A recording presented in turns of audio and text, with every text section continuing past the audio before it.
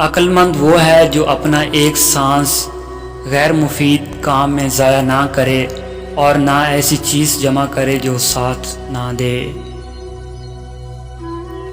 آدمی کی قدر عقل مندی سے ہے نہ کہ ظاہری صورت سے، اور انسان کا مرتبہ اس کی ہمت سے نہ کہ مال و دولت سے۔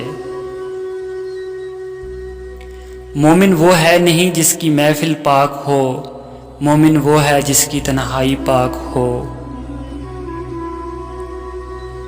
جو دکھ دے اس سے تعلق نہ رکھو، اور جس سے تعلق نہ رکھو اس کو دکھ نہ دو۔ لوگ اس چیز کے دشمن ہیں جسے نہیں جانتے۔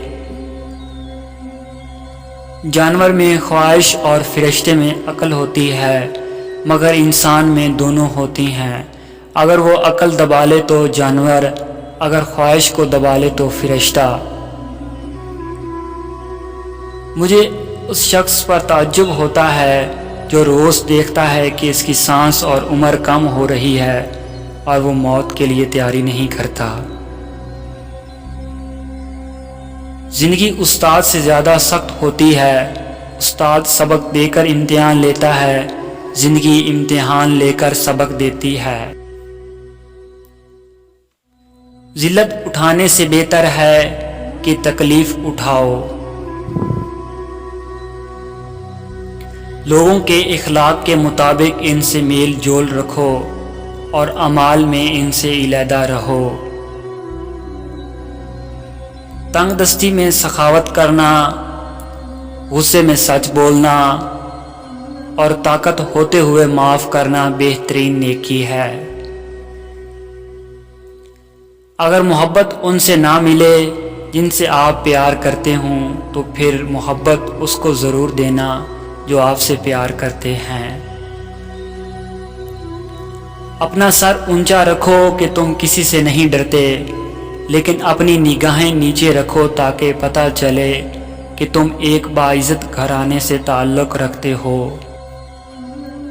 علم تمہیں راہ دکھاتا ہے اور عمل مقصد تک پہنچا دیتا ہے۔ جو ایمان تمہیں بستر سے اٹھا کر مسجد یا مسئلے تک نہیں لے جا سکتا، وہ قبر سے جنت تک کیسے لے جائے گا؟ عقل مند وہ ہے جو غصے کی حالت میں اور ترغیب دلانے اور ڈرانے کے وقت میں اپنی جان کا مالک ہوتا ہے۔ عقل مندی یہ ہے کہ خرچ کرنے میں میانہ روی اختیار کرو اور فضول خرچی سے بچے رہو۔ اگر وعدہ کرو تو اس کا خلاف نہ کرو، اور اگر غصہ آئے تو زبان سے بےہودہ بات نہ نکالو۔